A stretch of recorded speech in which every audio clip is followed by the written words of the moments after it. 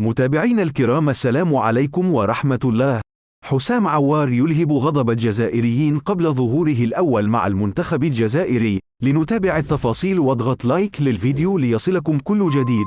من المرتقب أن يسجل نجم خط وسط الميدان حسام عوار ظهوره الأول بقميص المنتخب الوطني الجزائري أواخر شهر جوان الحالي، بعدما انقلب رسميا على منتخب فرنسا.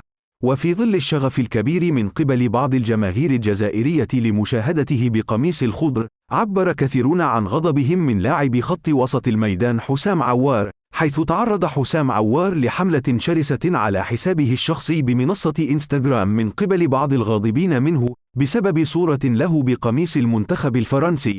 وطالب بعض الجزائريين نجم خط الوسط الجزائري بحذف صورته بقميص كتيبة الديك من حسابه الشخصي بالمنصة ذاتها، بما أنه بات رسميا لاعبا دوليا جزائريا، وسيكون صاحب 25 عاما على موعد مع المشاركة في مباراتي الجزائر وأوغندا يوم 18 جوان 2023، وكذلك المباراة الودية لمنتخب بلده الجزائر أمام جاره المنتخب التونسي يوم 20 من الشهر ذاته.